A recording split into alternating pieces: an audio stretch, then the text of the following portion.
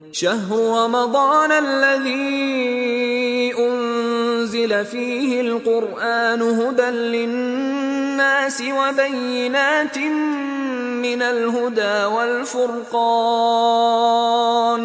فمن شهد منكم الشهر فليصمه ومن كان مريضا أو على سفر فعدة من أيام أخر يريد الله بكم اليسر ولا يريد بكم العسر ولتكملوا العدة ولتكبروا الله إن الحمد لله نحمده ونستعينه ونستغفره ونعوذ بالله من شرور أنفسنا وسيئات أعمالنا من يهده الله فلا مضل له ومن يضلل فلا هادي له أشهد أن لا إله إلا الله وأشهد أن محمدًا عبده ورسوله أما بعد எல்லா புகழும் புகழ்ச்சியும் அல்லாஹ் ஒருவனுக்கே உண்டாகட்டுமாக. அவனுடைய அமைதியும் கருணையும் நபிகள் பெருமானார் ஸல்லல்லாஹு அலைஹி வஸல்லம் அவர்கள் மீதிலும் அவர்கள் காட்டிய வழிப்படி மாத்திரம் வாழக்கூடிய அனைவர்கள் மீதிலும் உண்டாகட்டுமாக.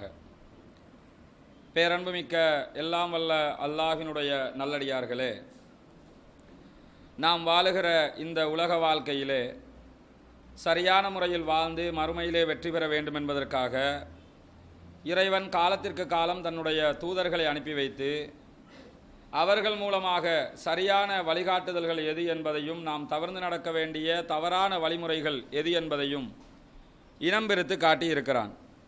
அந்த அடிப்படையில் இந்த உலகுக்கு இறுதியாக அனுப்பப்பட்ட நபிகள் நாயகம் ஸல்லல்லாஹு அலைஹி வஸல்லம் அவர்கள் திருமறை குர்ஆனை நம்முடைய வாழ்க்கை வழிகாட்டியாகவும் அதனுடைய முழுமையான விளக்க உரையாக தன்னுடைய வாழ்நாள் முழுவதையும் அமைத்துவிட்டு சென்றிருக்கிறார்கள். புனிதமிக்க ரமலானுடைய மாதத்தை அடைந்திருக்கிற நாம் கடந்த சில நாட்களாக நபிகள் நாயகம் ஸல்லல்லாஹு அலைஹி வஸல்லம் அவர்களுடைய தனிப்பெரும் ஆளுமைகள் என்ற தலைப்பில் ஒரு சில விஷயங்களை பார்த்து வந்திருக்கிறோம். அந்த அடிப்படையில் இன்றைய தினம் நபிகளார் ஸல்லல்லாஹு அலைஹி வஸல்லம் அவர்கள் ஆட்சியாளராக இந்த உலகத்திலே தன்னுடைய ஆளுமையை எவ்வாறு வெளிப்படுத்தினார்கள் என்பது தொடர்பில் பார்க்க இருக்கிறோம். நபிகள் நாயகம் ஸல்லல்லாஹு அலைஹி வஸல்லம் அவர்களுடைய ஆட்சி முறைமையை நீங்கள் எடுத்து பார்க்கிற போது இந்த உலக வாழ்க்கையில் எந்த ஒரு ஆட்சியாளரும் செய்யாத ஒரு வித்தியாசமான மிகச் சிறப்பான ஆட்சி முறைமையை கடைபிடித்தவர்கள் நபிகள் நாயகம் ஸல்லல்லாஹு அலைஹி வஸல்லம் அவர்கள் மாத்திரம்தான் என்பதை நாம் அத்தனை பேரும் ரசூலுல்லாஹி ஸல்லல்லாஹு அலைஹி வஸல்லம் அவருடைய வரலாற்றை படிக்கும்போது அறிந்து கொள்ள முடியும். முஸ்லீம்களாக இருந்து நபிகள் நாயகம் ஸல்லல்லாஹு அலைஹி வஸல்லம் அவருடைய வரலாற்றை பார்க்கிற போது மாத்திரமல்லாமல் ஒரு முஸ்லீம் அல்லாத நண்பர் ரசூலுல்லாஹி ஸல்லல்லாஹு அலைஹி வஸல்லம் அவருடைய வரலாற்றை எடுத்து பார்த்தால் கூட இப்படியான ஒரு ஆட்சியாளர் உலகத்திலே வாழ முடியுமா, இப்படி யாரும் இந்த உலகத்தை ஆட்சி செய்ய முடியுமா என்று ஆச்சரியப்படுகிற விதமாக நபிகளார் ஸல்லல்லாஹு அலைஹி வஸல்லம் அவர்களுடைய ஆட்சி முறைமை இந்த உலகத்திலே காணப்பட்டதை நாம் அத்தனை பேரும் உணர்ந்து கொள்ள முடியும். அதற்கான அடிப்படையான காரணம் என்னவென்று சொன்னால், இந்த உலகத்தை ஆட்சி செய்த நிறைய ஆட்சியாளர்களை பற்றி கேள்விப்பட்டிருப்பீர்கள். குறிப்பாக இந்த உலக வரலாற்றினுடைய ஆட்சி வரலாற்றினுடைய ஒரு சில முக்கியமான பகுதிகளை மேற்குலகம் கொண்டிருக்கிறது. ஒரு நாட்டை ஆட்சி செய்ய வேண்டும் என்றால் அந்த நாட்டினுடைய பொருளாதாரத்தை எப்படி வலுப்படுத்த வேண்டும், ஒரு நாட்டை நாம் வழிநடத்த வேண்டும் என்றால் அந்த நாட்டினுடைய கொள்கைகளை எப்படி வகுக்க வேண்டும் என்கிற விஷயங்களில் கடந்த காலங்களில் இலங்கை தெற்காசிய நாடுகள் தவிர்ந்த மேற்குலக நாடுகளில் பாரிய அளவிலான அரசியல் மாற்றங்கள் ஏற்பட்ட காட்சிகளை எல்லாம் நாம் கண்டிருக்கிறோம். எந்த அளவுக்கு அரசியல் மாற்றங்கள் ஆட்சி மாற்றங்கள் எல்லாம் ஏற்பட்டது என்றால், கம்யூனிச கொள்கை, இந்த கம்யூனிச கொள்கை ஒரு காலகட்டத்தில் முழு உலகத்தையுமே தன்னுடைய கட்டுப்பாட்டுக்கு கீழால் கொண்டு வந்து விடுமோ என்று நினைக்கிற அளவுக்கு இந்த கொள்கையினுடைய வீரியம் மக்களுக்கு மத்தியிலே கொண்டு செல்லப்பட்டது. இதே நேரத்தில் இந்த கார்ல் மார்க்ஸோடு இணைந்தவர்கள் மாசேதுங் இது போன்றவர்கள் எல்லாம் இந்த கொள்கையை கொண்டு போய் சேர்க்கிற விஷயத்தில் கடுமையான பிரயத்தனங்களை எடுத்துக்கொண்டார்கள். அதனால தான் கம்யூனிச கொள்கை நம்ம நாட்டில் கம்யூனிசம் பெரிய அளவில் வேர் பிடிக்கல. ஓரளவுக்கு ஜேவிபி மாதிரி கட்சிகள் கொஞ்சம் ஓரளவுக்கு அதை சொல்றாங்களே தவிர அவங்களுக்குள்ளேயே ஒற்றுமையின்மை அரசியல் ரீதியாக இல்லாமல் போன காரணத்தினால நம்ம நாட்டில் கம்யூனிசம் எடுபடாமல் போயிடுச்சு. இந்தியாவில் ஒரு காலத்தில் கொடிகட்டி பறந்த கொள்கை அது. இன்றைக்கும் இந்தியாவில் சில மாநிலங்களில் மம்தா பானர்ஜி போன்ற முதலமைச்சர்கள் இன்றைக்கு ஆட்சியை பிடித்திருந்தாலும் அவங்க ஆட்சி செய்யறதுக்கு முன்பதாக கடந்த 36 வருடங்களாக சில மாநிலங்களை கம்யூனிஸ்டுகளே ஆட்சி செய்த வரலாறுகள் எல்லாம் உண்டு. இன்றைக்கு சீனாவினுடைய அரசாங்கம் கம்யூனிஸ்ட் அரசாங்கமாகத்தான் இருக்கிறது. அதே போன்று வடகொரியாவினுடைய அரசாங்கம் கம்யூனிஸ்ட் அரசாங்கமாகத்தான் இருக்கிறது. இவங்களோட கொள்கை கம்யூனிசத்தினுடைய அடிப்படை கொள்கை என்ன தெரியுமா? அவங்க அடிப்படையாக பொருளாதாரத்தை வைத்துத்தான் கொள்கையை வகுத்திருப்பார்கள்.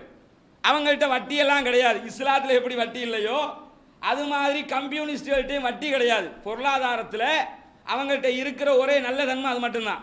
அவங்கள்ட்ட பொருளாதார ரீதியாக வட்டியை வச்சிருக்கிற மாட்டாங்க. ஆனால் அவர்கள் சொன்ன கொள்கைகள் அத்தனையும் கம்யூனிஸ்டுகளுடைய அத்தனை கொள்கைகளையுமே ஒரு நாட்டுக்கு ஒவ்வாத கொள்கைகளாகத்தான் இன்றைக்கும் பார்க்கப்படுகிறது. என்ன கொள்கையை சொன்னாங்க? பொது உடைமை என்ற ஒரு தத்துவத்தை முன்வைத்தார்கள். பொது உடைமை என்றால் என்ன? இன்னைக்கும் சைனா போன்ற நாடுகளில் தனி மனிதனுக்கென்று பெருவாரியான சொத்துக்களை வைத்துக் கொள்ள முடியாது. பெரிய நிறுவனங்களை எல்லாம் கொண்டு நடத்த முடியாது. அவங்க எல்லாவற்றையுமே அரசு தான் கையில் வச்சுக்கிறோம். பொது உடைமை என்றால் என்ன? அத்தனை பேரும் சரிசமனாக இருக்க வேண்டும். சம உடைமை தத்துவம். முதலாளிக்கு 25,000 ரூபாய் சம்பளம்னா தொழிலாளிக்கும் 25,000 ரூபாய் சம்பளம். இது ஏற்றுக்கொள்ள முடியுமான ஒரு சிந்தனை போக்கா? டாக்டருக்கு 50,000 ரூபாய் சம்பளம் கிடைக்கும். நோயாளி அவனும் எவ்வளவு சம்பளம் எடுத்துக்கிட்டு இருப்பான்? 50,000 ரூபாய் சம்பளம் எடுத்துக்கிட்டு இருப்பான். ஆசிரியர் 50,000 ரூபாய் சம்பளம் எடுப்பாரு. அவர்கிட்ட எந்த புள்ள போய் படிக்குதோ அந்த புள்ளையினுடைய தகப்பனாரும் 50,000 ரூபாய் சம்பளம் எடுத்துக்கிட்டு இருப்பாரு. உலகத்தில் அந்த எந்த நாட்டை அவங்க ஆட்சி செய்கிறாங்களோ அந்த நாட்டில் சம உடைமை பொது உடைமை தத்துவம் என்று சொல்லி இந்த பொருளாதார கொள்கையை நடைமுறைப்படுத்துவார்கள். அதனால தான் இன்னைக்கும் பார்த்தீங்கன்னா வெளிப்படையாக பார்க்கறதுக்கு சைனா ஒரு வல்லரசு ஆகிற அளவுக்கு இருக்கிற மாதிரி தெரியும். ஆனால் அந்த நாட்டுக்குள்ளே இருக்கிற மக்கள் என்னைக்கு ஆட்சியை கவுத்துடுவான்னு தெரியாது. சீனாவில் வடகொரியாவில் எல்லாம் இந்த சோசியல் மீடியாக்கள் எல்லாம் தடை செய்யப்பட்டிருக்கிறாங்க. ஃபேஸ்புக் இயங்காது, வாட்ஸ்அப் இயங்காது, கூகுள் சர்ச் என்ஜின் வராது. சைனாவுக்குன்னு சொல்லி கூகுளுக்கு பதிலாக அவன் தனியாக போட்டு வச்சிருக்கிறான். எதுக்காக போட்டு வச்சிருக்கிறான்? ஜனநாயகம்னா என்னன்னு யாருமே தெரிஞ்சிடக்கூடாது. அவங்களுக்கு யாருக்கும் இந்த உலக அறிவு வந்துடக்கூடாது. நாங்கள் சொல்றதை மட்டும் நீங்க கேட்டு இருக்கணும். இதுதான் அவர்களுடைய பொது உடைமை தத்துவமாக முன்வைத்தார்கள். இதுக்கு மாற்றமாக அமெரிக்கா உள்ளிட்ட நாடுகள் என்ன செஞ்சாங்கன்னு கேட்டா கேபிட்டலிசம் முதலாளித்துவம் என்று சொல்லி ஒரு கொள்கையை முன் வச்சாங்க. அதுக்கு கரெக்டா நின்று பிடிச்சுதான் கேட்டா நின்று பிடிக்கிற ஒரு கொள்கை கிடையாது. முதலாளித்துவம் என்ன? நினைச்சவன் நினைச்ச மாதிரி செயல்பட்டுக்கலாம், யாரும் எதையும் செஞ்சுக்கலாம் சொல்லி இதுக்கு நேர்மாற்றமாக ஒரு கொள்கையை கொண்டு வந்து போட்டாங்க. நிலையற்ற பொருளாதார கொள்கையாக இன்றைக்கும் அது இருந்து கொண்டு இருக்கிறது. இதுதான் உலகத்தில் ஆட்சி ரீதியாக பெரிய அளவில் மாற்றத்தை உண்டாக்கிய இரண்டு கொள்கை. ஒன்று பொது உடைமை, இன்னொன்று முதலாளித்துவம். இப்படி ரெண்டு கொள்கைகள் முழு உலகத்தையுமே ஆண்டு விடுமோ என்கிற அளவுக்கு ஒரு மாற்றத்தை உண்டாக்கிய கொள்கைகள். ஆனால் கடைசி நேரத்தில் என்ன ஆயிடுச்சு? ஒவ்வொரு பகுதியாக வீழ்ந்து வீழ்ந்து வீழ்ந்து எல்லா நாட்டிலையுமே படு தோல்வியை சந்திச்சு இன்னைக்கு அவங்களுடைய கம்யூனிஸ்டுகளுடைய ஆட்சி வெறுமனே சீனாவிலையும் வடகொரியா உள்ளிட்ட நாடுகளையும் மட்டும்தான் இருக்குதே தவிர வேற எந்த நாட்டிலையும் எடுபட முடியலை. இப்போ லாஸ்ட்டாக தமிழகத்தில் நடந்த தேர்தலை கூட நீங்கள் எடுத்து பார்த்தீங்கன்னா கம்யூனிஸ்டுகள் ஒரு இடத்துல கூட ஜெயிக்கலை, எல்லா இடமுமே போயிடுச்சு. ஏன்னா அந்த கொள்கை மக்களுக்கு மத்தியில் கொண்டு போய் சேர்க்க முடியாத ஒரு கொள்கையாக இருக்குது. ஆனால் ரசூலுல்லாஹி ஸல்லல்லாஹு அலைஹி வஸல்லம் அவர்கள் ஆட்சி செலுத்திய போது ரசூலுல்லாஹி ஸல்லல்லாஹு அலைஹி வஸல்லம் அவர்கள் கடைபிடித்த யுக்தி இருக்குதே, அது அனைத்து விதமான ஆட்சியாளர்களையும் விட்டு பாரிய அளவில் வித்தியாசப்படக்கூடிய ஒரு யுக்தியை நபிகள் நாயகம் ஸல்லல்லாஹு அலைஹி வஸல்லம் அவர்கள் கடைபிடித்தார்கள். எப்படி கடைபிடிச்சாங்க? நபிகள் நாயகம் ஸல்லல்லாஹு அலைஹி வஸல்லம் அவர்கள் ஆட்சியாளர். எந்த அளவுக்கு பெரிய ஆட்சியாளர்? சாதாரண ஆட்சியாளரா? சாதாரண ஆட்சியாளர்லாம் கிடையாது. மன்னர் கிஸ்ரா போன்றவர்கள் முகம்மது என்னுடைய பகுதியையும் தன்னுடைய ஆட்சியின் கீழ் கொண்டு வருவார் என்று சொல்கிற அளவுக்கு மிகப்பெரிய ஆட்சியாளர். நபிகள் நாயகத்துடைய மரணத்துக்கு பிறகு ரோம் எல்லாம் வெற்றி கொள்ளப்பட்டது. அல்லாஹ் குர்ஆன்லயே அதை பத்தி பேசுவான். அந்த அளவுக்கு மிகப்பெரிய சாம்ராஜ்யத்தின் தளபதி. இதே நேரத்தில் ரசூலுல்லாவுக்கு இன்னொரு முக்கியமான கட்டுப்படுத்துகிற யுக்தி என்ன இருந்துச்சுன்னு கேட்டா, ஆன்மீக தலைவராகவும் இருந்தாங்க. ஆட்சி தலைவராக மட்டும் இருக்கல, ரசூலுல்லா ஆன்மீக தலைவராகவும் இருந்த காரணத்தினால ரசூலுல்லா சொல்வதை கேட்டு ரசூலுல்லாவுடைய கண்ணசைப்புக்கு காரியம் பார்க்கக்கூடிய பல தொண்டர்கள் நபித்தோழர்கள் இருந்தார்கள். அதனால நபிகள் நாயகம் ஸல்லல்லாஹு அலைஹி வஸல்லம் அவங்க மார்க்கத்தினுடைய சட்ட திட்டங்களை ஆன்மீக ரீதியா மாத்திரம் அப்ளை பண்ணாம ஆட்சிக்கும் அதையே அப்ளை பண்ணாங்க. ஆன்மீகத்தை தான் ஆட்சிக்கும் கொண்டு வந்து வச்சாங்க. ஆட்சியாக ஆட்சியினுடைய ஆளக்கூடிய தன்மையாக வேதம் தான் காணப்படும், நபிகளாருடைய வார்த்தைகள் தான் காணப்படும் என்று அந்த இடத்துக்கு கொண்டு வந்து வச்சதோட யாராலும் எதுவும் செய்ய முடியல. கட்டுப்படுத்துறதுக்கு எது ஈஸி? உதாரணத்துக்கு எடுத்துக்கிட்டீங்கன்னா, இந்த வெள்ளப்பெருக்கு வந்தது இல்லையா, இப்போ பாரிய வெள்ளப்பெருக்கை இலங்கை சந்தித்தது. நம்ம ஜமாத்து சார்பாக துப்புரவு பணியை மேற்கொண்டோம். மற்ற அமைப்புகளும் மற்ற பணிகளை எல்லாம் செஞ்சாங்க. ஆனால் அவங்க செஞ்சதை விட நம்மளால ஏன் அதிகமாக செய்ய முடியுதுன்னு கேட்டால், சொன்னால் என்ன செய்வாங்க, நிர்வாக ரீதியாக மார்க்க ரீதியாக தவறுகள் இருந்தால் அதை சுட்டி கட்டி கேட்பாங்க. நிர்வாக ரீதியாக இதை இப்படித்தான் செய்யணும், தலைவர் சொன்னால் அது தொண்டர்கள் கட்டுப்படணும், இந்த மாதிரி நாம போகணும்னு சொல்லி ஒரு கட்டுப்பாட்டை வைக்கிற போது எதுக்காக வந்து வேலை பார்ப்பான்? சம்பளத்துக்கு வேலை பார்க்கல, கொள்கைக்காக வந்து வேலை பார்ப்பான். கொள்கைக்காக வேலை பார்க்குற நேரத்தில் கொள்கையை சொல்லி கொள்கை அடிப்படையில் இப்படி கட்டுப்பட்டு வேலை பார்க்கணும்பான்னு கொண்டு போயிட்டோம்னு சொன்னால் நேர்த்தியாக வேலை செஞ்சிடலாம். அதனால தான் பார்த்தீங்கன்னு சொன்னால் எந்த தடங்களும் இல்லாமல் அந்த பக்கம் போங்கன்னா அந்த பக்கம் 5 பேர் போயிடுவாங்க. மற்றவங்களை விட நேர்த்தியாக நம்ம செய்ய முடிஞ்சதுக்கான காரணம் என்ன? கொள்கையை சொல்லி ஒரு நிர்வாக செட்டப்பை வச்சு இப்படி தான் போகணும்னு சொல்லி வச்சிருக்கிறோம். வச்சதுனால என்னாச்சு, கரெக்டாக 5 பேர் அந்த குரூப் அங்கே போங்கப்பட்டா போயிடுவாங்க, இந்த குரூப் இங்கே போங்கப்பாண்டா போயிடுவாங்க. நபிகள் நாயகம் எதனால ஜெயிச்சாங்க? இந்த நபிகள் நாயகத்துடைய நிர்வாக திறமை இருக்குதே, அதை மிஞ்சிறது உலகத்தில் யாருடைய நிர்வாக திறமையை நீங்கள் பார்க்க முடியாது.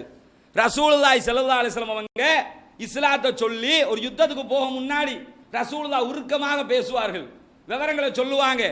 எந்த அளவுக்கு சொல்லுவார்கள் என்று சொன்னால், அந்த யுத்தத்துக்கு போன ஒன்றோ வெற்றி, இல்லை என்றால் உயிர் நீப்பது என்று சஹாபாக்கள் நினைக்கிற அளவுக்கு ரசூலுல்லாஹ் அந்த கொள்கையை சொல்லி அந்த மக்களை வழிநடத்துவார்கள்.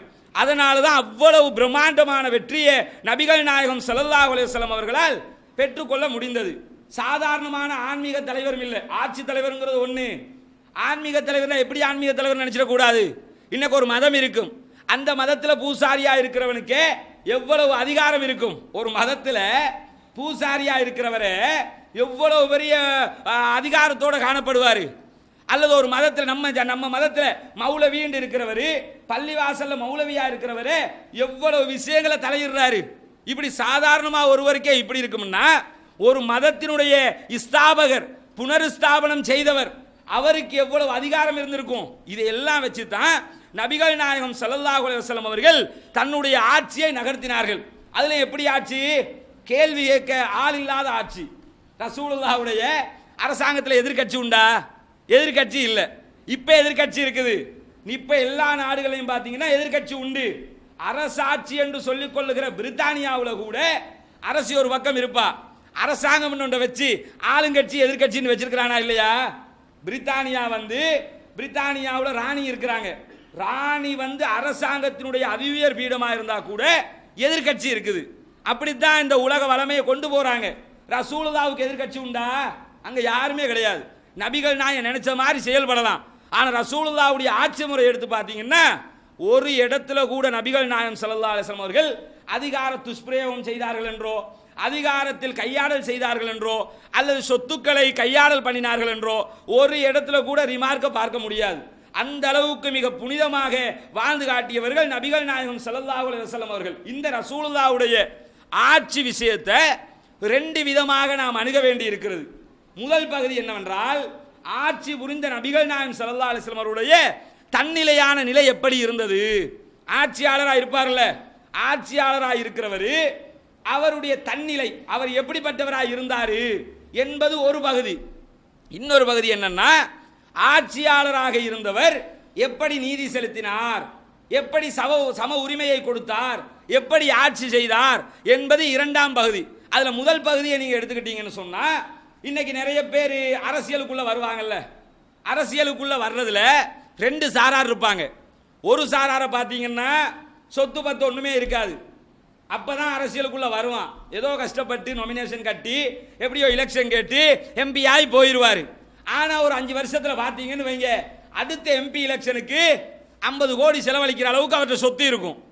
ஆரம்பத்தில் அரசியலுக்குள்ள வரக்கல ஒண்ணும் இருக்காது. நான் அங்கே வசூல் செய்தேன், இங்கே வசூல் செய்தேன், மக்களுக்காக கஷ்டப்பட்டேன், இப்படி வருவாங்க.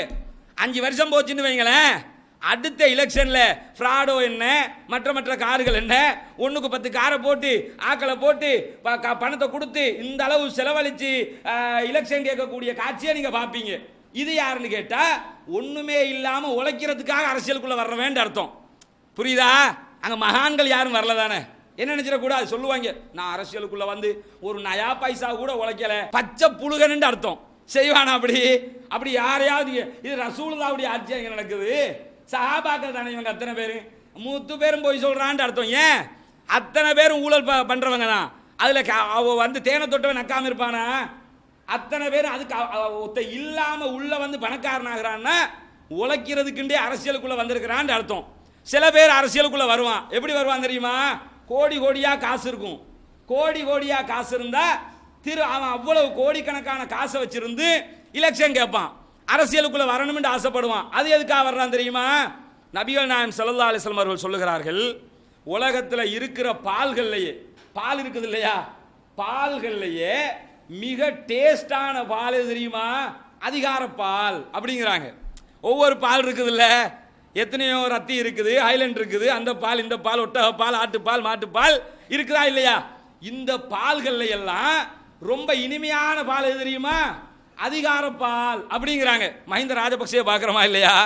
என்ன பாடுபடுறான், திரும்ப எப்படியாவது வந்து என்னன்னு கேட்டா அது இயற்கையா அவனுடைய தப்பு இல்லை, யதார்த்தத்தில் அவன் அப்படித்தான் அந்த அதிகார பாலை ருசிச்சிருக்கிறான்.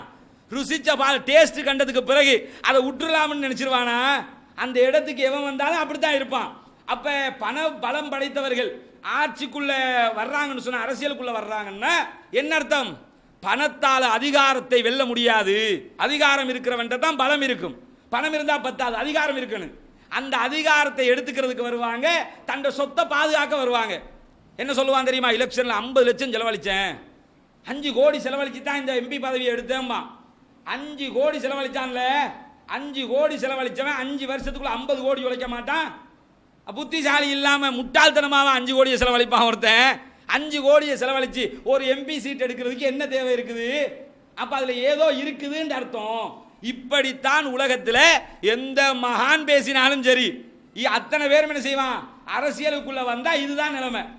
யாரு அரசியலுக்குள்ள வந்தாலும், எவ்வளவு பெரிய மிம்பர்ல ஏறி பயான் பண்ணினாலும், நாளைக்கு அரசியலுக்குள்ள வந்து ஒரு எம்பியா எம்எல்ஏ ஆயிட்டாருன்னு வைங்க, அவன் விரும்பியோ விரும்பாமலோ எத்தனையோ தவறுகளுக்கு கையெழுத்து போட வேண்டி வரும், ஆனால் எங்களை காசு அடிக்க வேண்டி வரும், எல்லாம் செய்ய வேண்டி வரும். இதுதான் உலக வளமை.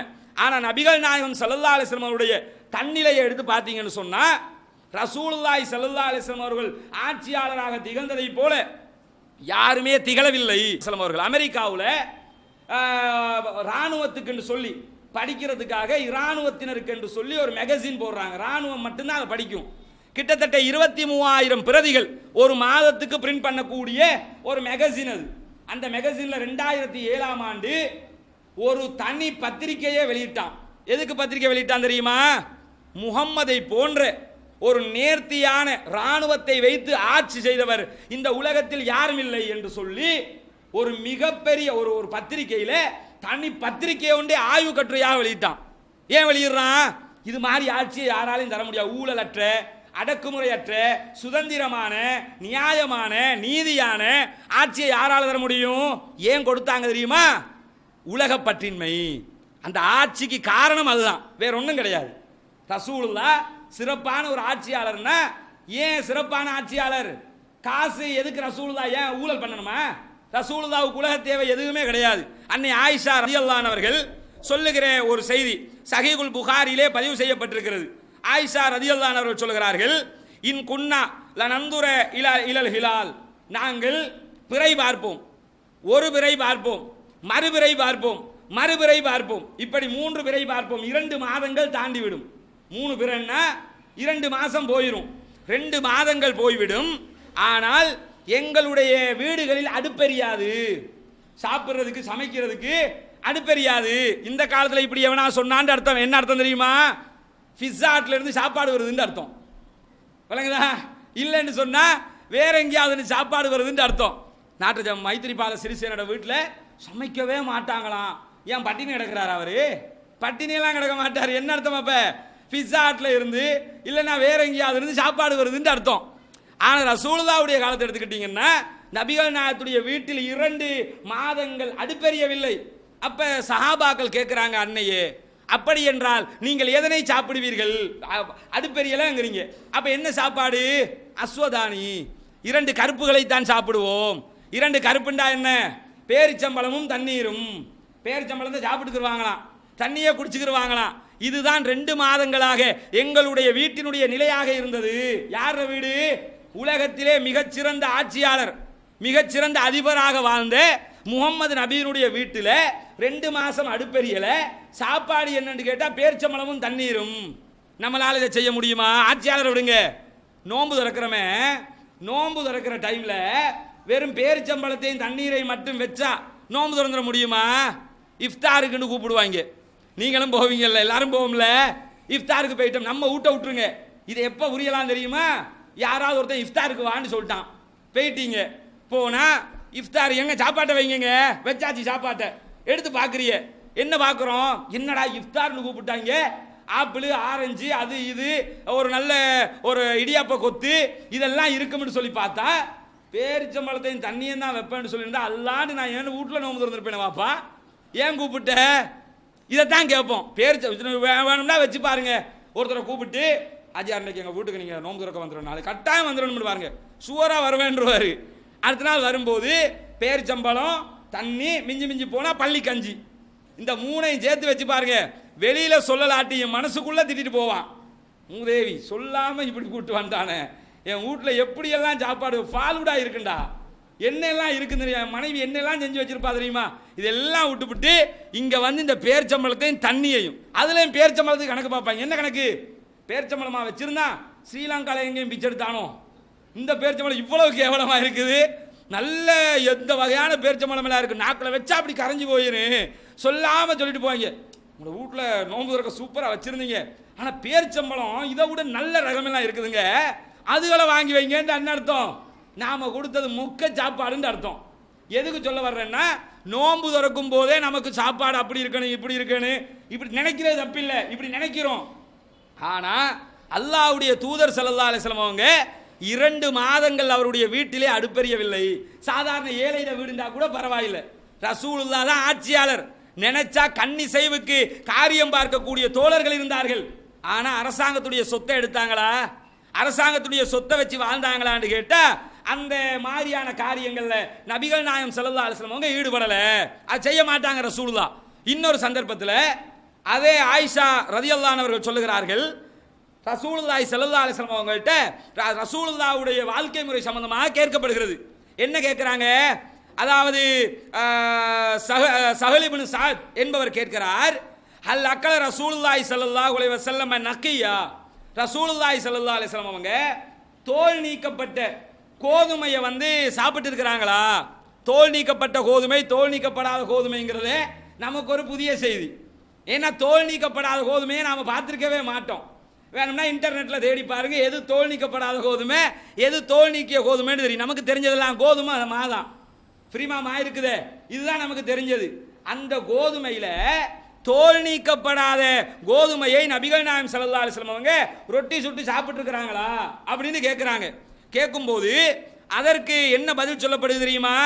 நபியாக அனுப்பப்பட்டது முதல் நபிகள் நாயகம் ஸல்லல்லாஹு அலைஹி வஸல்லம் அவங்க தோல் நீக்கப்பட்ட கோதுமையை பார்த்தது கூட இல்லை, சாப்பிட்டது 2வது.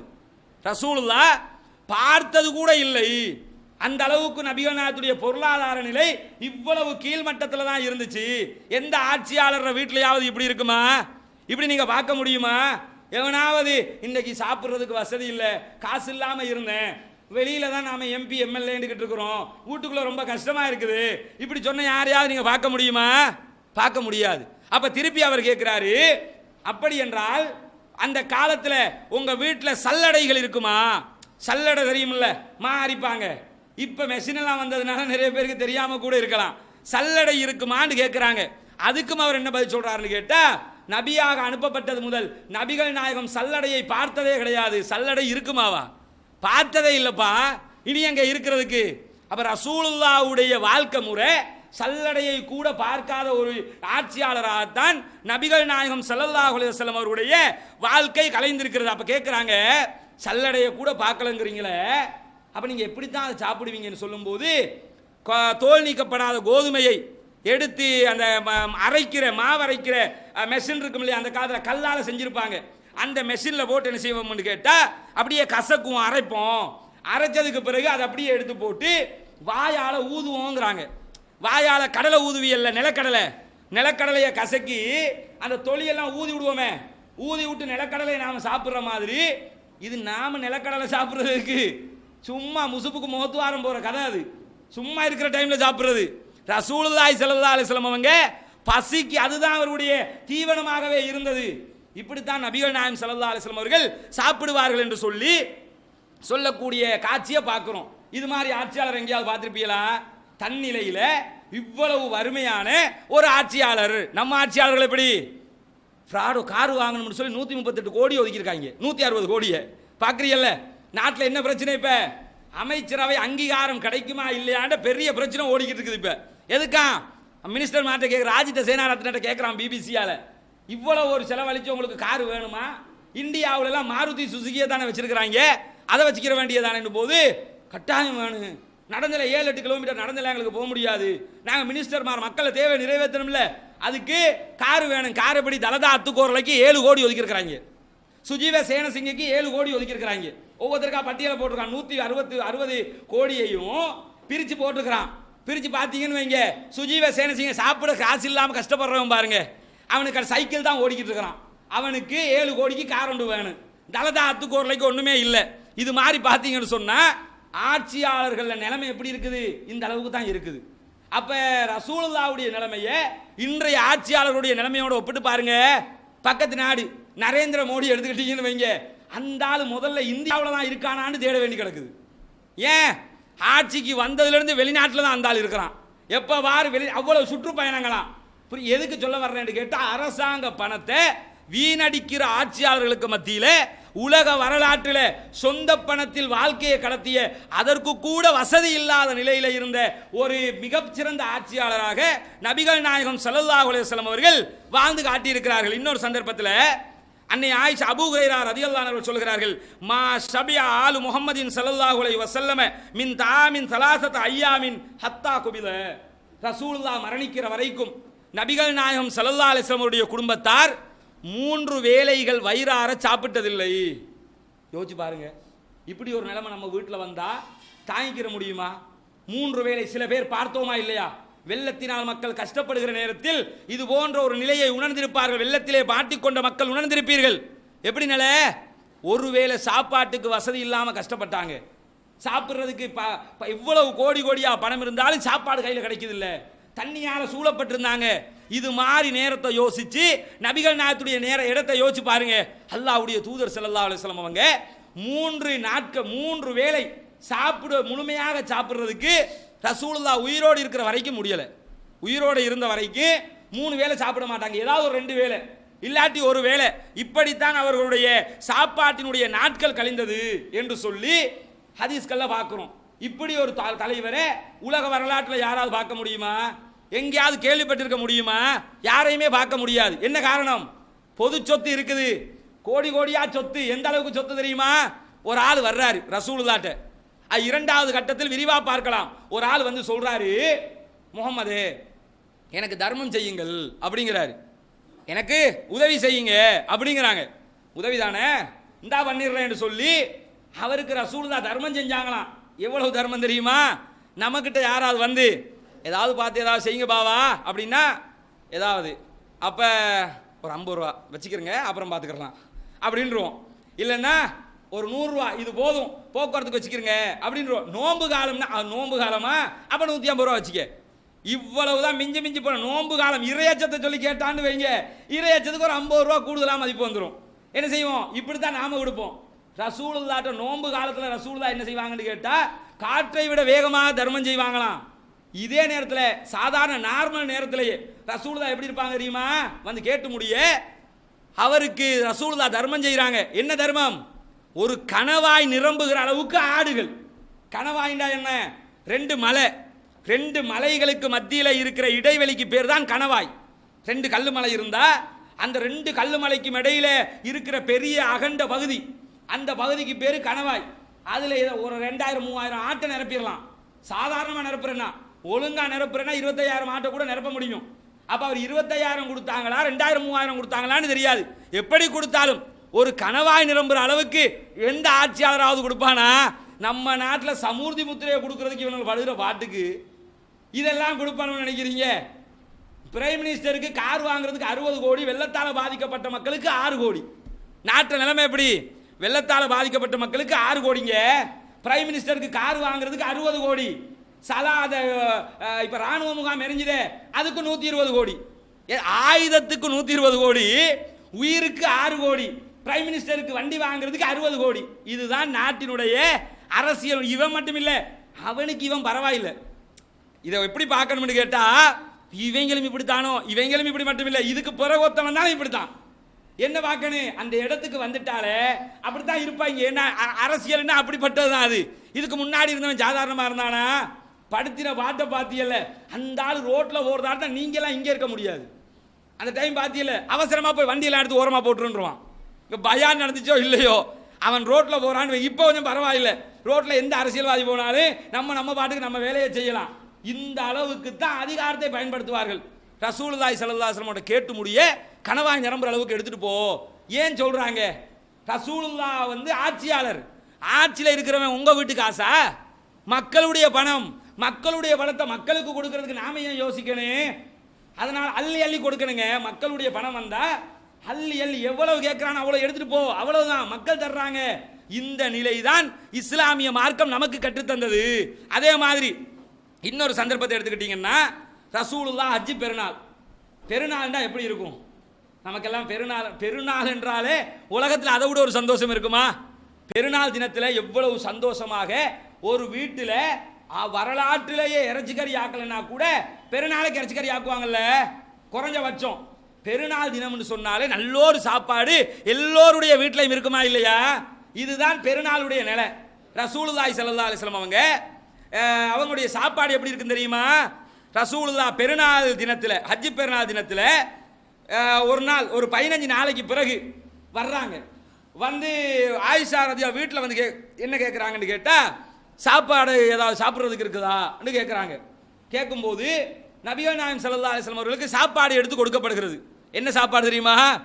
15 நாளைக்கு முன்னாடி ஹஜ்ஜி பெருநாளைக்கு சமைச்ச சாப்பாட்டில் மிஞ்சின கறியினுடைய கால் குழம்பு, ஆடு அல்லது மாடு அறுத்திருப்பாங்க, அதனுடைய கால் குழம்பு இருக்குதா, ஆட்டு குழம்பு, ஆட்டு காலுடைய குழம்பு பகுதி, அதை என்ன செய்யறாங்கன்னு கேட்டா எடுத்து வைக்கிறாங்க. 15 நாளைக்கு பிறகு ரசூலுல்லாஹி ஸல்லல்லாஹு அலைஹி வஸல்லம் அவங்க அதை எடுத்து சாப்பிடுவாங்க. எப்படி சாப்பிடுவாங்க தெரியுமா? சாதாரணமாக சாப்பிட மாட்டாங்க. அதை எடுத்து அவ்வளவு இன்ட்ரெஸ்டா ரசூலுல்லாஹ் அவ்வளவு அந்நியோன்யமாக அதை சாப்பிடுவாங்க. ஃபாத்திமா ஆயிஷா ரலியல்லாஹு அன்ஹா இதை சொல்றாங்க. என்ன விளங்கணும் தெரியுமா? ஆட்டு குழம்பு தான். பழைய ஆட்டு குழம்பா இருந்தா கூட அற்புதமாக இருக்குதே.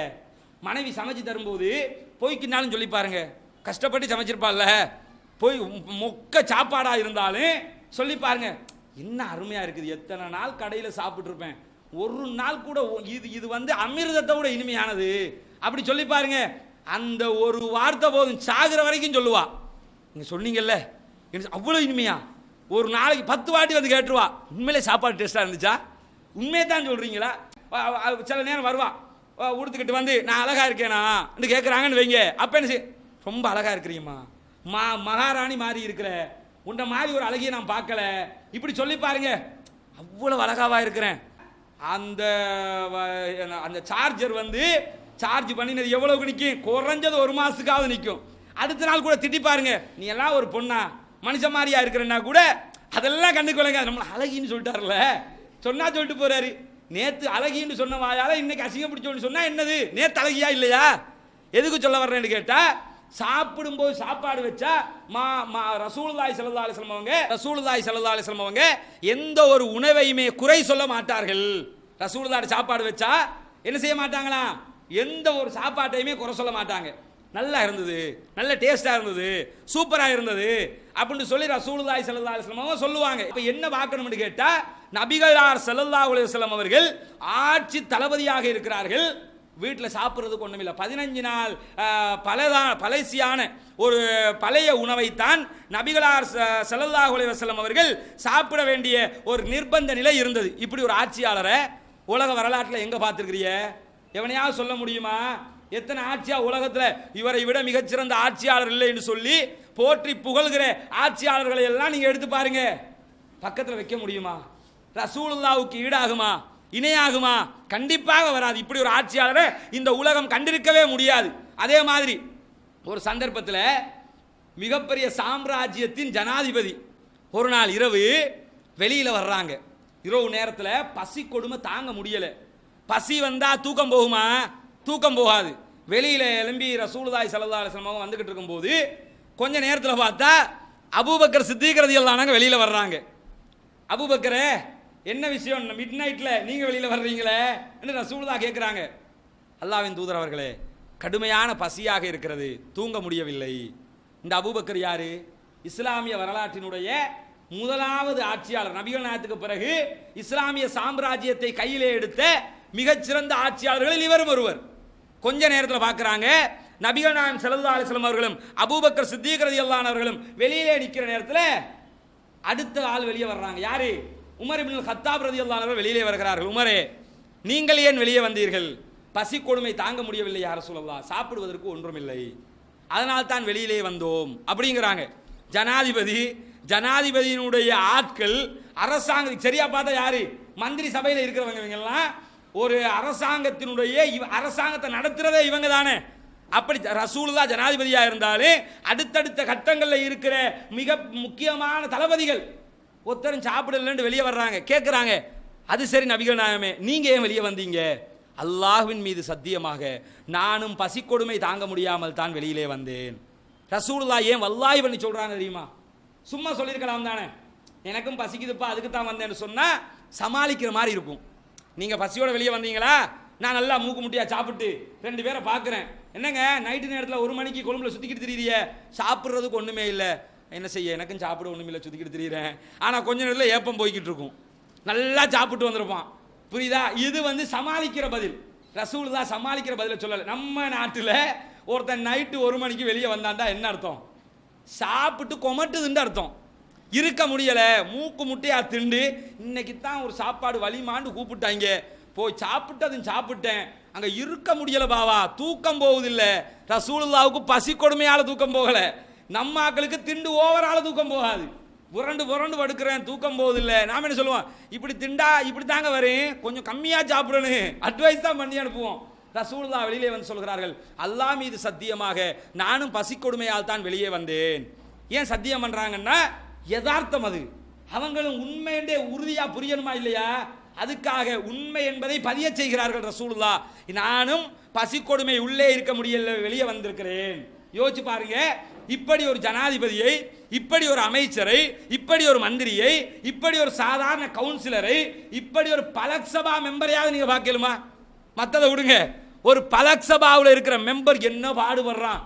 பலக்சபாவுக்கு தான் தெரிவு செய்யப்பட்டிருப்பான், பார்லிமெண்ட்டுக்கு தெரிவு செய்யப்பட்ட மாதிரி அவன் கூத்து போடுவான். கம்யூனிசம் என்ற பெயராலேயோ அல்லது முதலாளித்துவம் என்ற பெயராலேயோ மக்களை அடக்குவதால் அந்த கட்டுப்பாடு வராது. எப்படி கட்டுப்பாடு வந்துச்சு? கொள்கையை சொல்லி கட்டுப்படுத்தினார்கள். அதே போல ஜனாதிபதியினுடைய ஆடையம் பார்க்கணுமா இல்லையா?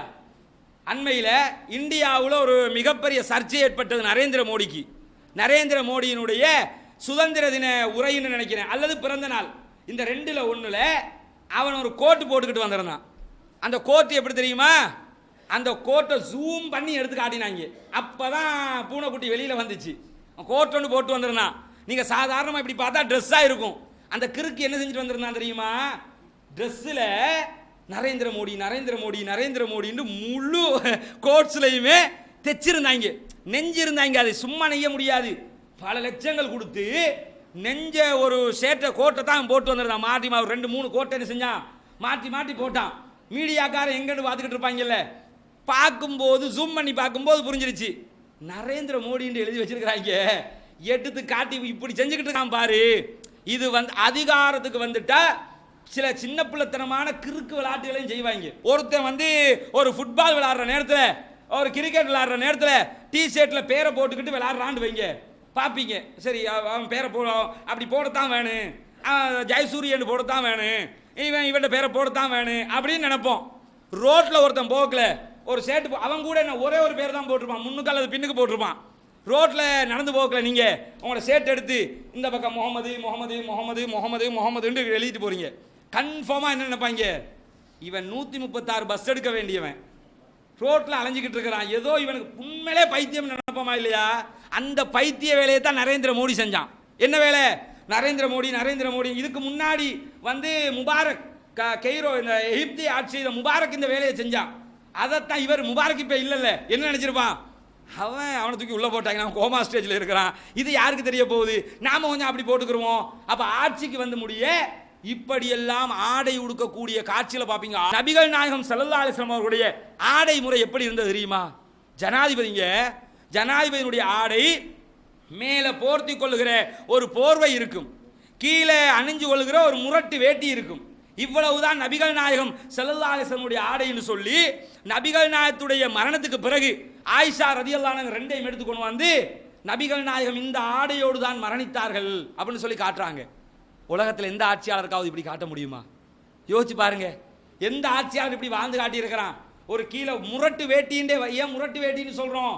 அந்த வேட்டி இப்ப நாம உடுக்கிற மாதிரி கிப்ஸ் சாரம்னு நினைச்சிடக்கூடாது. இப்ப உடுக்க எவ்வளவு மென்மையாக இந்த சாரங்கள் எல்லாம் தயாரிக்கப்படுகிறது. ஆனா அந்த ட்ரெஸ் எல்லாம் இருக்குதுல்ல, அதை சுருட்டி ஒருத்தனுக்கு அடிச்சிங்கன்னு வைங்க, அந்த இடத்துல செத்து போயிடுவான். அந்த மாதிரி முரட்டு ஆடைகள் அது. அந்த முரட்டு வேட்டியும் மேலே போத்திக்கிற ஒரு போர்வையும் தான் நபிகள் நாயகத்துடைய ஆடை. நிறைய ஹதீஸ்களை பார்ப்பீங்க, ரசூலுல்லாஹ் சுஜூதுக்கு செல்லும் போது நபிகள் நாயகத்துடைய அக்குளுடைய வெண்மை தெரிகிற அளவுக்கு நபிகள் நாயகம் கையை விரித்து வைத்தார்கள். அது சட்டத்தில் தனியாக தொழும் போது நல்லா கையை விரித்து வச்சு இப்படி தொழலாம். ஆனால் அந்த சட்டத்தில் நாம தெரிகிற விஷயம் என்ன தெரியுமா? ரசூலுல்லாஹ் இப்போ நாம எல்லாம் போறோம்ல, யாரையாவது அக்குள் வெண்மை தெரியுதா? தெரியல.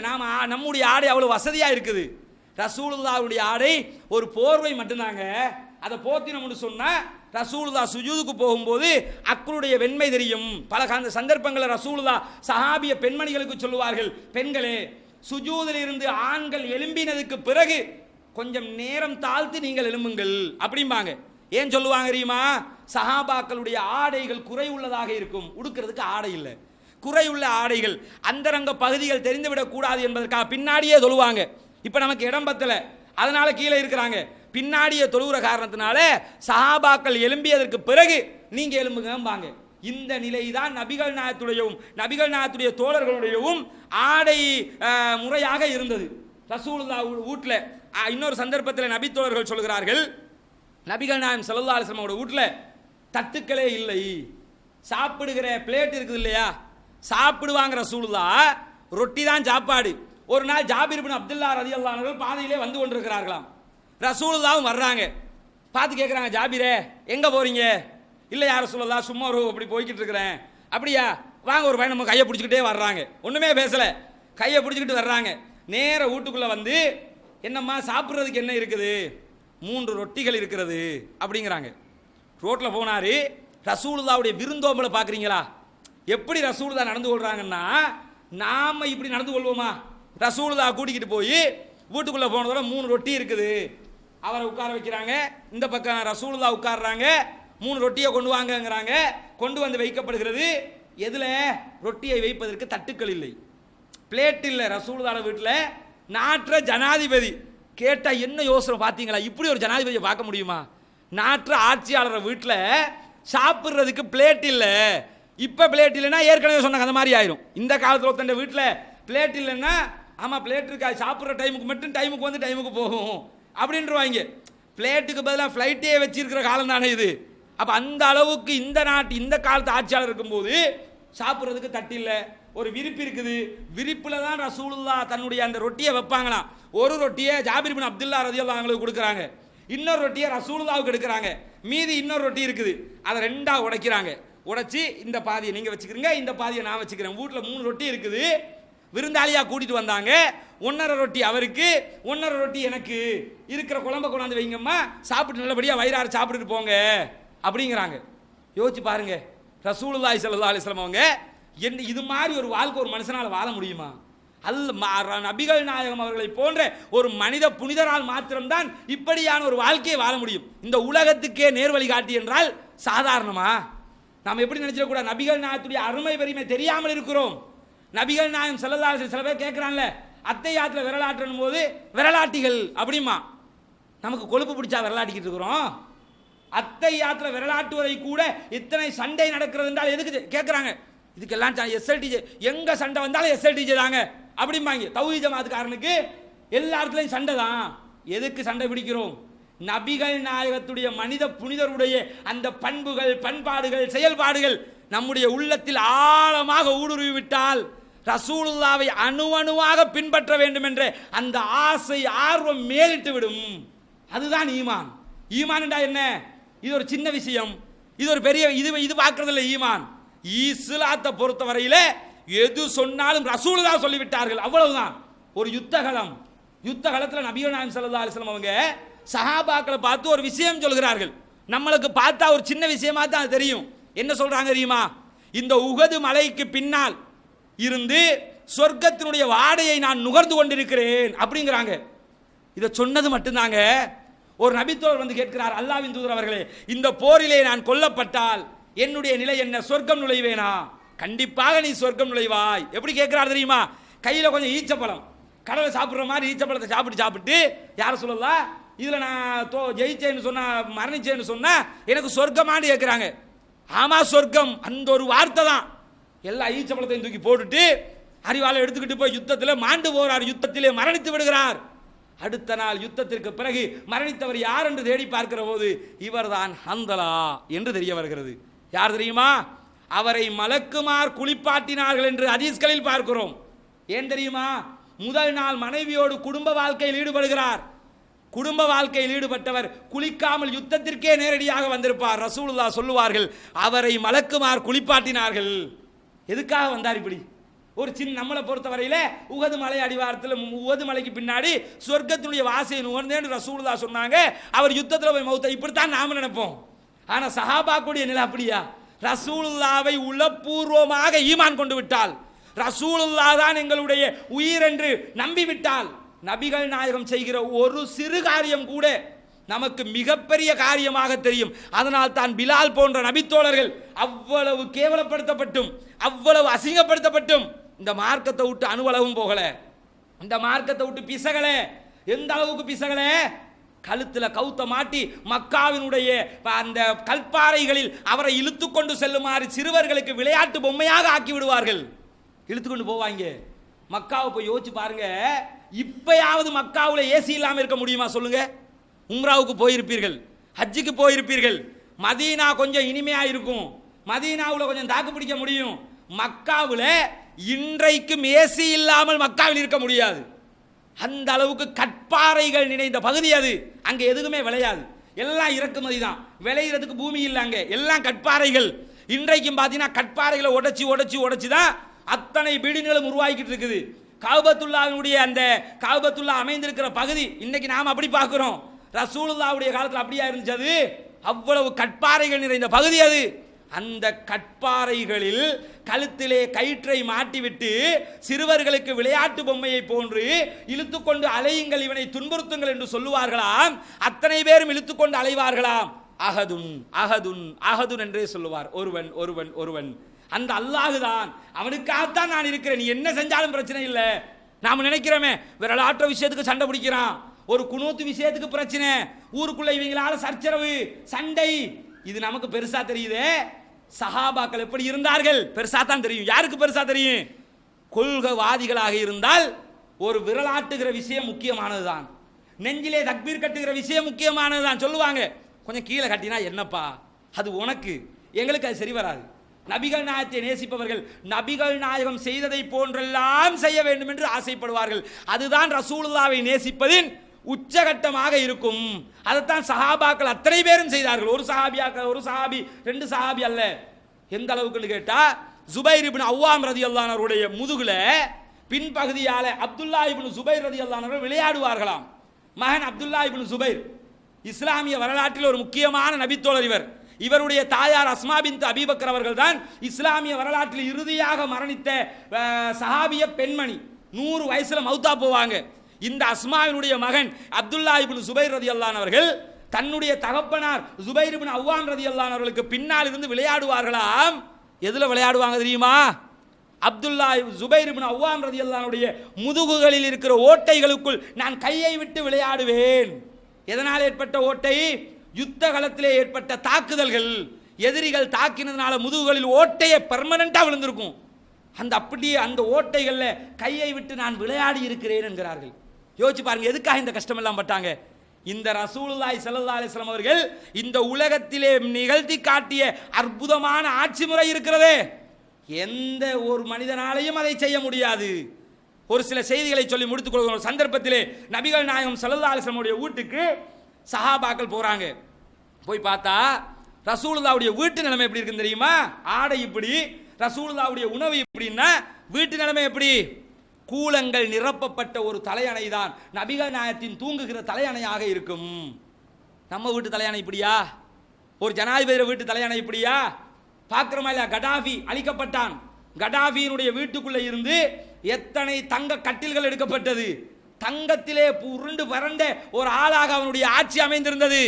ஆனால் நபிகள் நாயகம் ஸல்லல்லாஹு அலைஹி வஸல்லம் அவர்கள் அவருடைய வாழ்க்கை எடுத்துக்கிட்டீங்கன்னா தலையணை கூலங்கள் நிரப்பப்பட்ட இளகொலையை நிரப்பின ஒரு தலையணை தான் நபிகள் நாயகம் ஸல்லல்லாஹு அலைஹி வஸல்லம் உடைய தலையணையாக இருந்தது. அது மட்டுமா, ரசூலுல்லாஹ்வுடைய வீட்டில் ஒரு பாய் இருக்குமா. இந்த பாய் பகல் நேரத்தில் அதெல்லாம் ரசூலுல்லாஹ் தூங்குவார்கள். அந்த பாயை விரிச்சு பகல் நேரத்தில் நபிகள் நாயகம் ஸல்லல்லாஹு அலைஹி வஸல்லம் அவர்கள் அதிலே தூங்குவது வழக்கம்.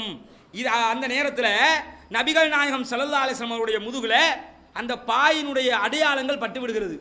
பட்டதோட சஹாபாக்கள் அதை பார்த்துவிட்டு கேட்கிறார்கள், அல்லாஹ்வின் தூதர் அவர்களே, நீங்கள் தூங்குவதற்காக நாங்கள் ஒரு இனிமையான நல்ல அருமையான ஒரு பாயை, ஒரு தூங்குவதற்கு ஏற்ற மாதிரியான ஒரு பெட்டை சரி செய்து தரட்டுமா என்று கேட்கும்போது நபிகள் நாயகம் ஸல்லல்லாஹு அலைஹி வஸல்லம் அவர்கள் சொல்கிறார்கள், ஏனப்பா, இந்த உலகத்திற்கும் எனக்கும் என்ன தொடர்பு இருக்கிறது? இந்த உலகத்திற்கும் எனக்கும் என்ன தொடர்பு இருக்கிறது? ஒரு மர நிழலில் நிழலுக்காக ஒதுங்குவவனை போன்றுதான் என்னுடைய நிலையும் இந்த உலகத்திலே இருக்கிறது.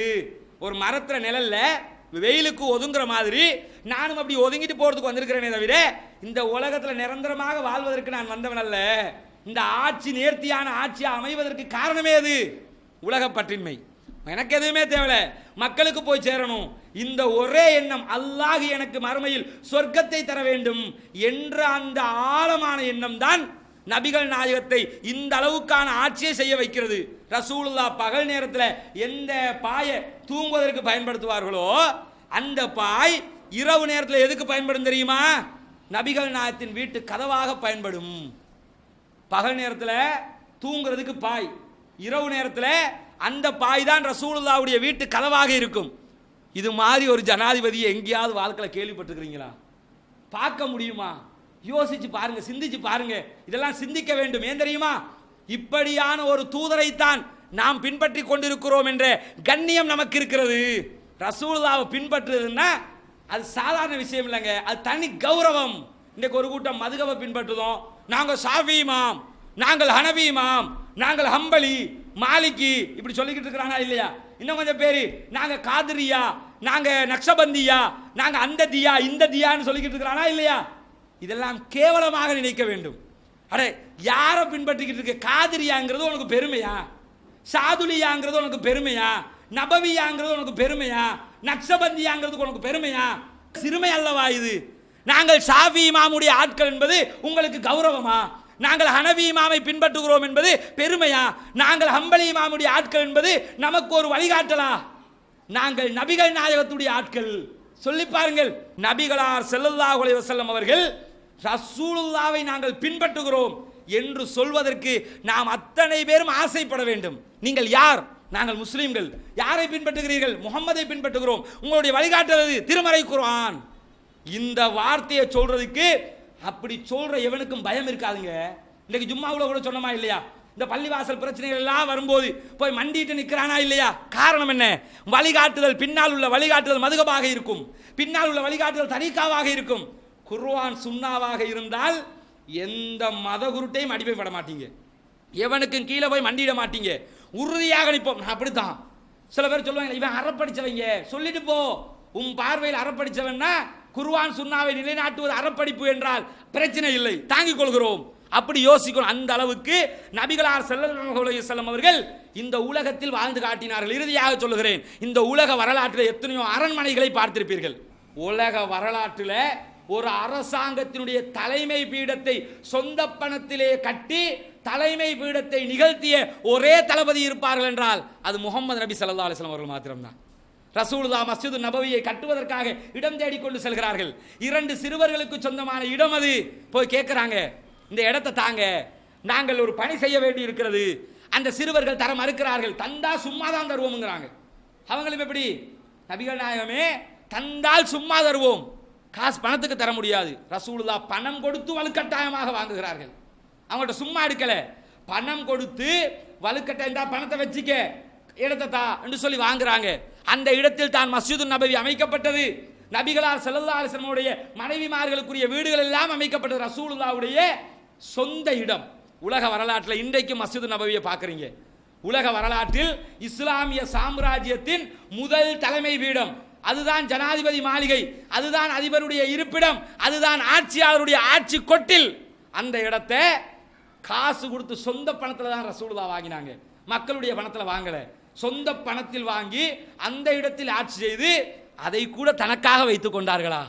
தனக்காக வைத்துக் கொள்ளாத நபிகள் நாயகம் ஸல்லல்லாஹு அலைஹி வஸல்லம் அவர்கள் தன்னுடைய மரண தருவாயிலே ரசூலுல்லாஹ் மரணிக்கிற நேரத்தில் நபிகளார் ஸல்லல்லாஹு அலைஹி வஸல்லம் அவர்கள் தன்னுடைய யுத்தத்திற்கு பயன்படுத்துகிற கவச ஆடையை கூட 30 படி கோதுமைகளுக்காக ஒரு யூதனிடத்திலே அடைமானம் வைத்தவர்களாகத்தான் மரணித்தார்கள். சொந்தமா அரண்மனையை வாங்கி, அரண்மனை இடத்தை வாங்கி ஆட்சி கட்டிலுக்குரிய இடத்தை உருவாக்கியவர்கள் மரணிக்கிற நேரத்தில் நபிகளார் ஸல்லல்லாஹு அலைஹி வஸல்லம் அவருடைய கவச ஆடை ஒரு யூதனிடத்தில் அடைமானமாக வைக்கப்பட்டிருந்தது. நபிகளாருடைய மரணத்துக்கு பிறகு நபிகளார் ஸல்லல்லாஹு அலைஹி வஸல்லம் அவர்கள் விட்டு சென்ற சொத்துக்கள் தொடர்பாக சொல்லுகிற நேரத்தில் நபித்தோழர்கள் சொல்லுகிறார்கள், ரசூலுல்லாஹி ஸல்லல்லாஹு அலைஹி வஸல்லம் அவர்கள் மரணிக்கும் போது தங்க காசை விட்டு செல்லவில்லை, வெள்ளி காசுகளை விட்டு செல்லவில்லை, அடிமைகளையோ வேறு எதனையுமே விட்டு செல்லவில்லை. நபிகள் நாயகம் ஸல்லல்லாஹு அலைஹி வஸல்லம் அவர்கள் மரணிக்கிற போது ரசூலுல்லாஹி ஸல்லல்லாஹு அலைஹி வஸல்லம் அவர்களுக்கு இருந்த சொத்து கோவேறு கழுதை ஒன்று, ஒரு கோவேறு கழுதை. அதே போன்று ரசூலுல்லாஹ் யுத்தத்தில் பயன்படுத்திய சில ஆயுதங்கள், தர்மமாக வழங்கி சென்ற நிலங்கள், அது கூட ரசூலுல்லாஹ்வுக்கு சொந்தம் இல்லை, தர்மமாக வழங்கி சென்ற நிலங்கள், நபிகள் நாயகத்துடைய அனைத்து சொத்துக்களும் எது சொத்தா இருந்துச்சோ அது கூட வாரிசுகளுக்கு போகாது. யாருக்கு போகும்? அரச உடைமையாகிவிட்டது. வாரிசுகளுக்கு ரசூலுல்லாஹ்வுடைய சொத்தை எடுக்க முடியாது. அபூபக்கர் சித்திக் ரலியல்லாஹு ஆட்சி காலத்தில் ஃபாத்திமா ரலியல்லாஹு அன்ஹா போய் கேட்பாங்க, ஃபாத்திமாவே தர முடியாது, நபிகளாருடைய சொத்துக்கள் அது அரசுரிமையாக்கப்பட வேண்டியது என்று சொல்லி அபூபக்கர் சித்திக் ரலியல்லாஹு அன்ஹு மறுத்து விடுவார்கள். யோசிச்சு பாருங்க, இப்படியான ஒரு ஆட்சியாளரை உலக வரலாறு கண்டிருக்காது. இவ்வளவு எளிமை, இவ்வளவு தன்னலம் பாராத சமூகத்திற்காகவே வாழ்ந்த ஒரு வாழ்க்கை. அதனால தான் மனித புனிதராக முகமது நபி ஸல்லல்லாஹு அலைஹி வஸல்லம் அவர்கள் இன்றைக்கும் உலக மக்களினால் பார்க்கப்படுகிறார்கள். எத்தனை பேர் எத்தனை விதமான விமர்சனங்களை அவர் மீது வைத்தாலும் ரசூலுல்லாஹ்வுக்குள்ள உயிரை கொடுப்பதற்கு ஒரு சமுதாயம் இருக்குதா இல்லையா? பார்க்குறீங்க தானே? ஒரு ஓவியம், ஒரு கருத்து சித்திரம் வரைந்தான் ரசூலுல்லாஹ் தான் என்று சொல்லி ஒரு கார்ட்டூன் வரைந்ததற்காக முழு உலக முஸ்லிம்களும் கொதித்து விட்டார்கள். எங்களுடைய தூதரை நீ எப்படி கார்ட்டூனா வரைய முடியும்? நீ எப்படி கேவலப்படுத்த முடியும்? ரசூலுல்லாஹ் மேல உயிருக்கு மேலாக பாசம் வைத்திருக்கிற இந்த சமுதாயம் ஏன் வைத்தது என்றால் இந்த கண்ணியமான வாழ்க்கைக்காக வைத்தது. இன்ஷா அல்லாஹ் நாளைய தினம் நபிகள் நாயகம் ஸல்லல்லாஹு அலைஹி வஸல்லம் அவர்கள் ஆட்சியாளராக இன்றைய தினம் எப்படி தன்னலம் பாராத தன்னுடைய வாழ்க்கையில் அரச பணிகளுக்குரிய பணத்தை வாழ்க்கைக்கு செலவு செய்யாத நபராக வாழ்ந்து காட்டினார்களோ, இதுபோன்று அரச பணியை நிகழ்த்துகிற நேரத்தில் ரசூலுல்லாஹ் எப்படி நீதி செலுத்தினார்கள், எப்படி நியாயமாக வாழ்ந்தார்கள், எப்படி தண்டனைகளை கொடுத்தார்கள். நீதியிலே நபிகள் நாயகத்துடைய ஆட்சியை போன்று எந்த ஆட்சியும் கிடையாது என்கிற அளவுக்கு உண்டான செய்திகளை இன்ஷா அல்லாஹ் நாளைய தினம் பார்ப்போம். வாஹிர் தஅவானா அல்ஹம்துலில்லாஹி ரப்பில் ஆலமீன். அஸ்ஸலாமு அலைக்கும் வரஹ்மத்துல்லாஹி வபரகாத்துஹு.